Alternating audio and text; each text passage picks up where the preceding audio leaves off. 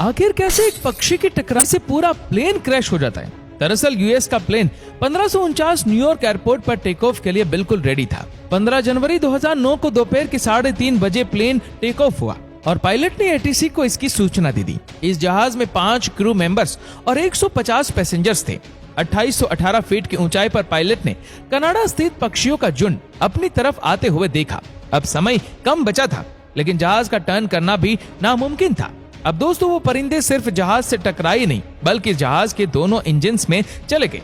अब एक इंजन खराब होता तो दूसरे की मदद से इमरजेंसी लैंडिंग करवा दी जाती है, लेकिन यहाँ पर तो दोनों ही इंजन खराब हो गए थे।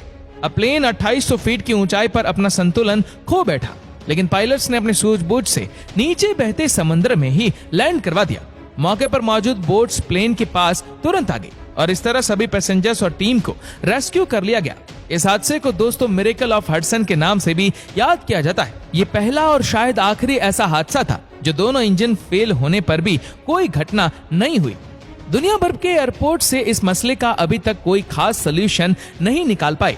सामान की लोडिंग और अनलोडिंग के दौरान अभी तक न जाने कितने हादसे हो चुके हैं, जिनमें जेट इंजन अपने करीब की चीज जैसे कि इंसानों तक को अंदर खींच लेता है।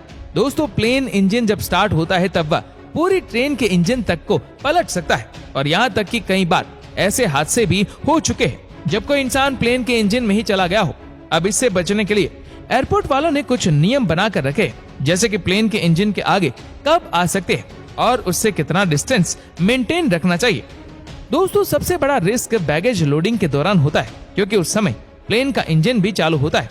इस हादसे से बचने के लिए एयरपोर्ट वालों ने ऑटोमेटिक कन्वेयर बेल्ट इस्तेमाल करने शुरू कर दिए।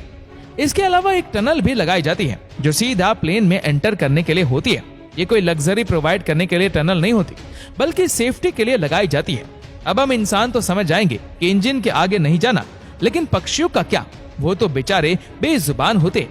एक एस्टिमेट के मुताबिक एविएशन इंडस्ट्री को हर साल 120 करोड़ डॉलर का नुकसान होता है। अब ऐसा नहीं है कि परिंदों को दूर रखने की कोशिश भी नहीं करी जा रही। दोस्तों, पक्षियों की वजह से ही एयरपोर्ट पर कोई पेड़ नहीं लगाए जाते। इसके अलावा कई एयरपोर्ट पर गन शॉट मार के परिंदों को उड़ाया जाता है और कहीं पर तो नकली इंसान खड़े किए जाते हैं, या फिर कहीं पर तो शिकारी जंगली जानवरों की आवाजों को लाउड स्पीकर पर चलाया जाता है।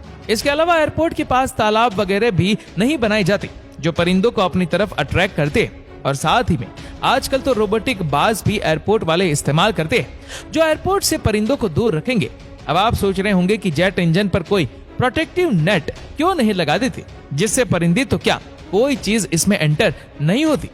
दरअसल अगर कोई नेट की लेयर इंजन पर लगा दी गई तो जेट इंजन अपने अंदर हवा खींचते हैं और उससे एयर फ्लो काफी कम हो जाएगा। और इसी के साथ ही बेशक कोई बर्ड भले अंदर ना जा पाए, लेकिन वह नेट के साथ ही चिपका रह जाएगा।